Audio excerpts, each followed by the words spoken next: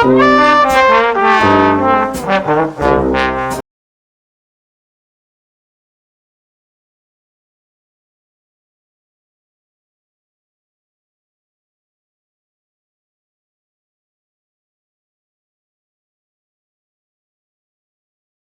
are stories whispered in the dark, tales that cling to the shadows like a shroud. They are born from the ashes of real tragedy, then twisted and reshaped by the chilling hand of fear. Tonight, we delve into one such narrative, a haunting echo from the heart of Vienna. It's a story that marries the grim reality of a devastating blaze with the creeping dread of a modern nightmare. We speak of the fatal funhouse fire at Prater Park, a name that conjures images of both innocent joy and unspeakable horror. This is where history bleeds into legend. This tale explores the enduring power of fear itself, a primal force that can warp perception and twist reality. It beckons us into the alluring depths of the unknown, a place where logic falters and the impossible takes root. Most profoundly, it confronts the haunting legacy left behind by real-life tragedy.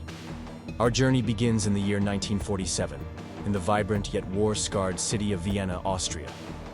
Prater Park, a beloved amusement ground, was a place of laughter and fleeting escape. But on one fateful day, it became a scene of unimaginable terror. The specific location was the Califati Ghost Train Funhouse, an attraction designed to thrill and playfully frighten. Instead, it became a tomb. A devastating blaze erupted, consuming the structure in a maelstrom of fire and smoke. The year was 1947, a time when the world was still reeling from conflict, and hope was a fragile thing. This fire, however, brought a new kind of devastation, a localized horror that scarred the city's memory. It was a day etched in the collective consciousness of Vienna. The consequences were immediate and horrific.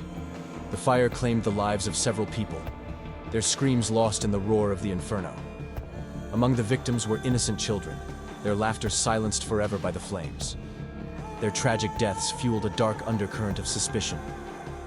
Whispers of arson began to circulate, suggesting a malevolent hand behind the catastrophe. The official reports offered little comfort, leaving ample room for darker theories to take hold. Even before the fire, strange rumors had clung to the funhouse like cobwebs. Some believed the building was already haunted, a place where unseen presences lingered. Perhaps the fire was not just an accident, but an act of supernatural wrath. This grim backdrop provides the perfect foundation for our story, a canvas painted with loss and unanswered questions. The historical event serves as the anchor, grounding the subsequent horror in a chilling reality. It is the perfect genesis for a terrifying urban legend. Now, let us step from the past into a more recent, yet equally unsettling, present. Our modern horror narrative unfolds years later, drawn to the decaying remnants of that very funhouse. The setting is desolate, a monument to forgotten screams. Our protagonists are a group of intrepid urban explorers, drawn by the allure of forgotten places. They are seekers of the forbidden, the abandoned, the places where history whispers its darkest secrets. This particular ruin called to them with an irresistible, morbid curiosity. Their motivation was simple: to venture into the charred shell of the building, to document its decay, to feel the echoes of its past. They sought the thrill of discovery, unaware of the true horror that awaited them within those blackened walls.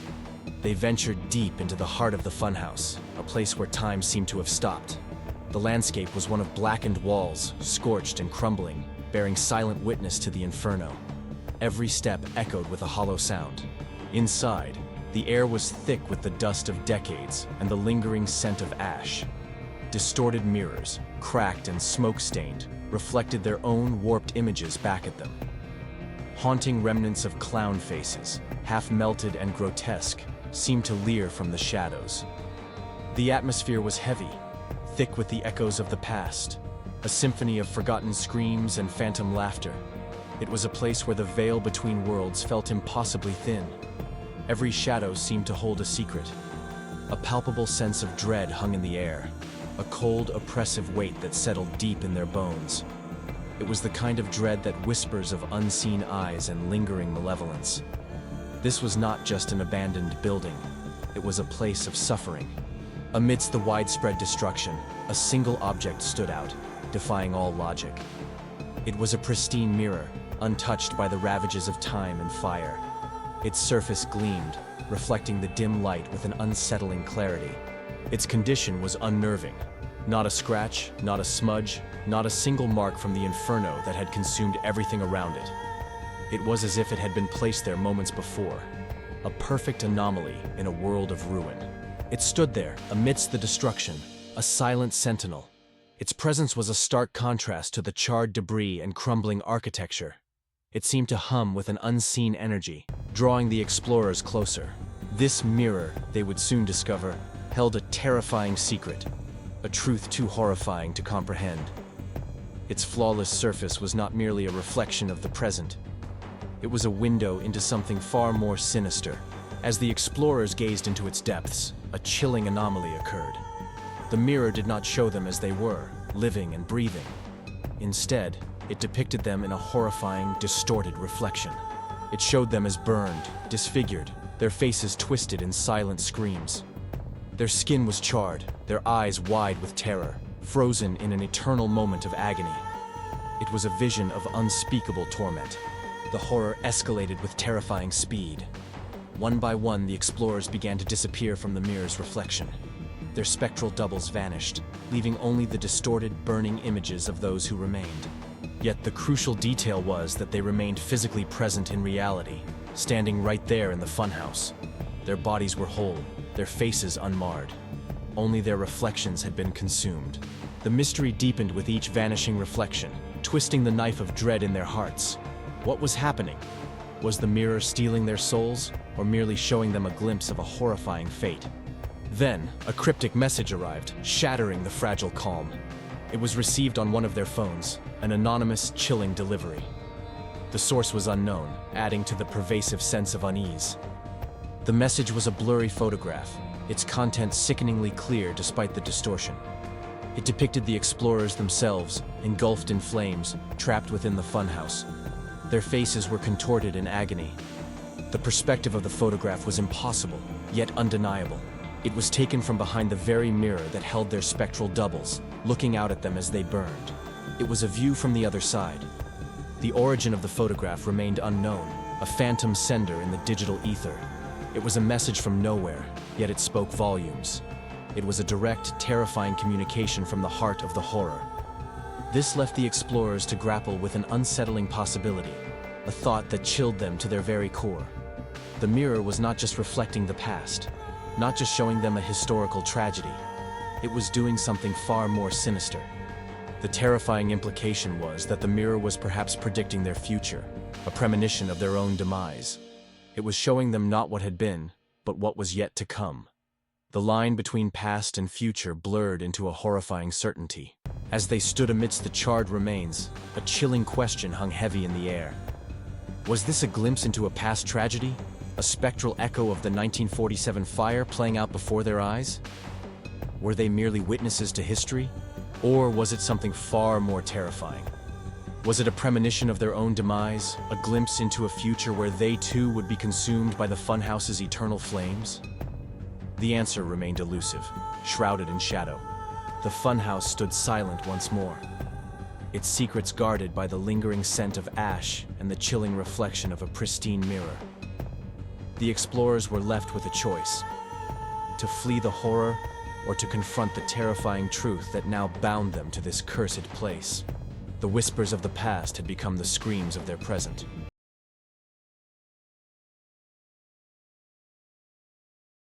There are places in this world that hold echoes of past horrors, places where the veil between what was and what is grows thin.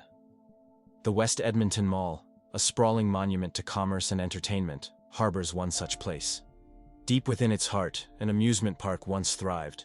Its centerpiece a colossal steel beast known as the Mindbender. Today, the Mindbender stands silent, a skeletal monument to a forgotten era. But its silence is deceptive. It casts a long, chilling shadow, not just over the amusement park, but over the very fabric of local legend. For the Mindbender is more than just a defunct roller coaster. It is the site of a catastrophic derailment in 1986, an event that claimed 3 innocent lives.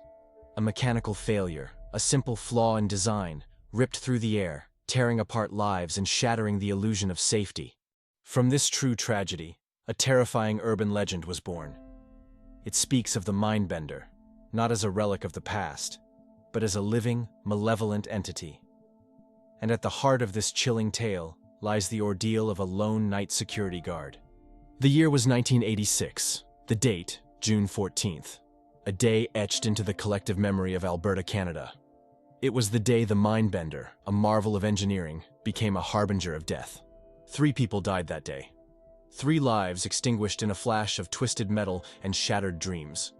The cause was a car derailment, a horrifying malfunction on an indoor roller coaster designed for thrills, not for terror. Faulty wheel assemblies were later identified as the culprit. A design flaw, a manufacturing defect, a tiny oversight that led to monumental devastation. The train, hurtling through its course, flew off the track. It slammed with unimaginable force into a concrete pillar. The impact was devastating, a sound that would forever haunt those who heard it. The Mindbender, once a symbol of joy, became a tomb. Now, imagine the silence that descends upon an amusement park after closing hours. The vibrant chaos of the day replaced by an oppressive stillness. This was the world of the night security guard, his name lost to the whispers of the legend. His patrol route led him through the cavernous space where the Mindbender loomed. A lone figure, his footsteps echoing in the vast emptiness. He was the sole guardian of this dormant steel monster. The air was thick with the scent of stale popcorn and forgotten dreams. Then, it began. A sound that shouldn't exist. A dreaded screech of metal on metal, tearing through the silence. It was the unmistakable sound of the Mindbender's wheels, grinding against its track. But the ride hadn't operated in years. It was a static display, a monument to a past tragedy. The sound was an anomaly, a violation of the natural order. It set the stage for an escalating dread, a cold tendril of fear coiling in the guard's gut. He investigated, his flashlight beam cutting through the gloom. The sound persisted, a phantom echo of a ride that should be still. His heart hammered against his ribs, a frantic drumbeat in the oppressive quiet. Then, the screech intensified, joined by something far more chilling. The sound of screams. Not the joyful screams of riders, but the raw, guttural cries of pure terror. They echoed through the empty building, bouncing off the steel structure, a ghostly reminder of the accident. The screams were not human. They were spectral, ethereal, yet undeniably real. They were the voices of the past, trapped in an endless loop of their final moments. The guard felt a primal urge to flee, but a morbid fascination, a terrifying curiosity, held him rooted. Then, the unthinkable happened. The Mindbender began to move. Slowly at first, a gentle lurch, then a steady, deliberate glide. The empty cars, bathed in the dim emergency lights, began their ascent. The guard watched, his breath caught in his throat. He rationalized it, tried to find a logical explanation. A power surge, a structural shift. Anything but the truth that clawed at the edges of his sanity. He saw the cars crest the first hill, then plunge into the darkness. They moved with an eerie grace, a silent procession through the labyrinth of steel. He told himself they were empty, that his mind was playing tricks. He retreated to the security office, his hands trembling as he rewound the surveillance footage. He needed proof, something to confirm his sanity, or to shatter it completely. The grainy black and white images flickered on the screen. The Mindbender moved, just as he had seen it. The cars glided along the track, a phantom ride in the dead of night. But then, his eyes widened in horror. They weren't empty. Shadowy figures occupied the seats. Not whole, not solid, but spectral distortions. Some were headless, their forms ending abruptly at the neck. Others were twisted into unnatural contortions, limbs bent at impossible angles, bodies grotesquely disfigured. They were forever trapped in a gruesome parody of their final moments. Their forms were indistinct, yet their agony was palpable. They were the victims, forever reliving their last terrifying ride. The guard stared, transfixed by the horrifying truth. The Mindbender was not just a ride, it was a spectral prison. The screams he heard were real, the echoes of their dying breaths. He was understandably traumatized. The images burned into his mind, The screams echoed in his ears. He couldn't unsee what he had witnessed, couldn't unhear the cries of the damned. He quit his job the very next day. He needed to escape, to put as much distance as possible between himself and that haunted place. He sought refuge, a quiet corner of the world where the mindbender's shadow couldn't reach. But the horror didn't end. The mindbender had marked him. Its spectral riders had seen him, acknowledged his presence. His nightmare had only just begun. Days turned into weeks, weeks into months. The guard tried to rebuild his life, to forget the terror he had witnessed. But the memory lingered, a cold knot in his stomach. Then, one night, his phone rang, an unknown number. He hesitated, then answered. All he heard was static, then a familiar, chilling sound. The roar of the mindbender. It filled the recording, a deafening, mechanical shriek that sent shivers down his spine. It was the sound of the coaster at full speed, the sound of its final, fatal plunge. Then, a sinister whisper cut through the roar. "Come ride with us." The voice was not one, but many, a chorus of spectral whispers, cold and inviting. It solidified the horror, made it undeniably real. The guard was no longer just a witness, he was a target. The spectral riders had chosen him, marked him as their next passenger. His escape was an illusion. His ultimate destiny was sealed. He was destined to join the spectral riders on their endless, hellish journey. To become another shadowy figure, forever trapped in the mindbender's gruesome embrace. The mindbender tragedy, a stark reminder of mechanical failure, transformed into something far more sinister. It became a supernatural curse, a haunting testament to lives cut short. The cold, hard facts of engineering failure twisted into a chilling tale of spectral vengeance. This urban legend endures, a chilling testament to tragedy and the human fear of the unknown. It reminds us that some places, once touched by immense suffering, can never truly be at peace. The mindbender stands as a silent sentinel, a monument to a past horror that refuses to die. Its story is a whisper in the dark, a warning that some rides, once begun, never truly end.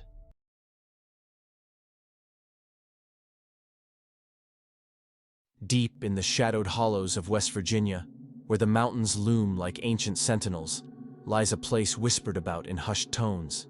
It is a site steeped in a history so dark, so profoundly tragic, that it seems to breathe its own chilling air.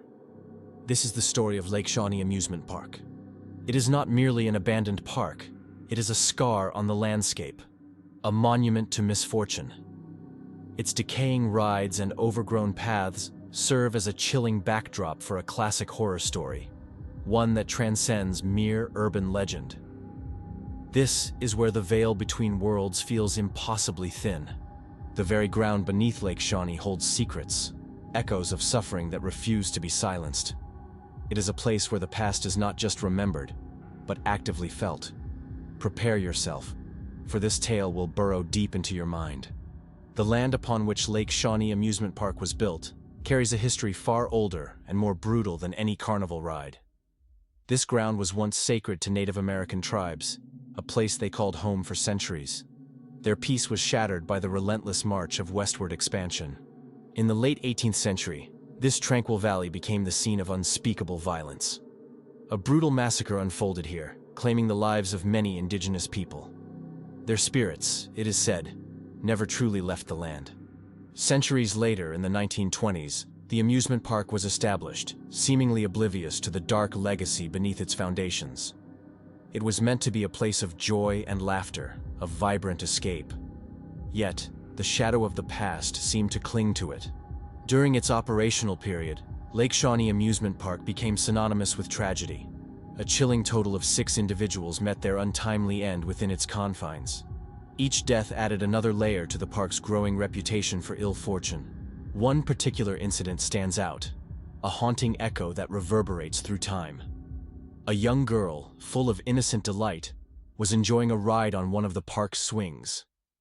Her laughter was abruptly silenced. A delivery truck, moving through the park, struck her down. Her life was extinguished in an instant, right there on the swing set. This horrific event cemented the park's reputation, transforming it from a place of fun into a harbinger of dread. The park eventually closed, its rides left to rust and decay, a silent testament to the tragedies it witnessed. But the stories, the whispers of what happened there, only grew stronger. The land itself seemed to hold on to the pain. Years later, a family, drawn by a morbid curiosity and the allure of forgotten places, embarked on an ill-fated road trip. They were seeking adventure, perhaps a thrill, but they found something far more sinister at Lake Shawnee. The parents, Mark and Sarah, with their young daughter Lily, were about to step into a nightmare. Their motivation was simple. The abandoned park had become a local legend, a place of eerie fascination. They wanted to see it for themselves, to experience the decaying grounds firsthand. They had no idea the park was waiting for them. As they ventured deeper into the park, the air grew heavy, thick with an oppressive silence. Decaying rides loomed like skeletal giants against the twilight sky. The atmosphere intensified, a creeping dread that settled deep in their bones. Rusting metal groaned in the unseen breeze, and the overgrown paths seemed to swallow their footsteps. Every shadow held a potential secret, every creak a hidden presence.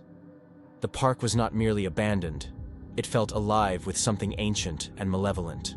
Lily, their daughter, became the focal point of the unfolding paranormal activity. She was a sensitive child, often lost in her own world, but now her world was merging with something terrifying. Her innocent curiosity was about to lead them all into darkness. She claimed to see a spectral girl, a translucent figure, swinging beside her on one of the old, rusted swings. Lily described her with an unnerving calm, as if speaking of an imaginary friend. But this friend was anything but imaginary. The apparition, Lily insisted, wore a blood-soaked dress, its fabric clinging to her ethereal form. Her face, Lily whispered, was disfigured, a mask of sorrow and pain. It was a description that chilled Mark and Sarah to their very core. This initial sighting established the story's terrifying tone, a prelude to the horrors that awaited them. It was a clear sign that they were not alone in the decaying park.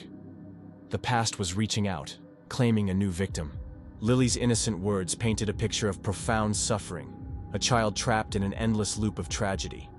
The parents tried to rationalize it, to dismiss it as a child's vivid imagination, but a cold dread had already begun to take root. They felt an unseen presence, a weight in the air that pressed down on them.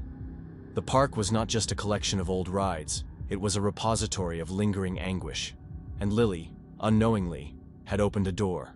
As darkness fully enveloped the park, the family retreated to their campsite, a small tent pitched amidst the encroaching shadows. They hoped for a night of uneasy rest, but the park had other plans. The disturbances began subtly, then escalated. Eerie children's laughter began to echo from the surrounding woods. It was not the joyful sound of play, but a hollow, mournful peal that seemed to twist the very air. The sound was disembodied, shifting, impossible to pinpoint. Then came the chilling sound of rusty chains, swaying with an unseen momentum. It was the unmistakable creak and groan of the old swing set, moving as if someone were still riding it. The sound was a torment, a constant reminder of the tragedy. The anomaly was profound. There was no breeze, not even a whisper of wind to account for the movement. The chains swung with a deliberate, rhythmic motion, as if an invisible child was still playing. It was a sound that defied all logic. These auditory hallucinations amplified the sense of unease and dread that had settled over them. Sleep became impossible, replaced by a heightened state of terror. Every rustle of leaves, every distant hoot of an owl became a source of panic. The implication was clear and terrifying. They were not alone. The sounds suggested the undeniable presence of unseen entities, spirits that lingered in the decaying park. The dead were restless, and they were making their presence known. The laughter seemed to draw closer, sometimes right outside their tent, a mocking, sorrowful sound. The chains continued their rhythmic creak, a relentless, maddening symphony of the supernatural. They were trapped in a waking nightmare. Mark and Sarah huddled together, trying to protect Lily, but they knew they were powerless. The park had claimed them, drawing them into its dark embrace. The night stretched on, an eternity of fear and uncertainty. The air grew colder inside the tent, despite the warmth of their sleeping bags. A palpable chill, not of the natural world, permeated everything. It was the cold touch of something ancient and malevolent. They could feel eyes on them, an unseen gaze that pierced through the canvas of their tent. The park was alive, not with the joy it once promised, but with the sorrow and anger of its tormented past. They were trespassers in a realm of ghosts. The first rays of dawn brought little comfort, only a chilling new horror. The family awoke to a disturbing discovery, one that solidified their worst fears. The night's torment had left an indelible mark. Lily was gone from the tent. Panic seized Mark and Sarah, a cold, gripping fear that stole their breath. They scrambled out, their hearts pounding, calling her name into the silent, misty morning. They found her at the water's edge, near the murky, still lake that gave the park its name. She stood there, her small figure silhouetted against the rising sun, seemingly mesmerized. But she was not alone. Lily was engaged in a quiet, earnest conversation with an unseen entity. Her voice was soft, almost a whisper, as if sharing secrets with an invisible friend. Mark and Sarah could hear only one side of the dialogue.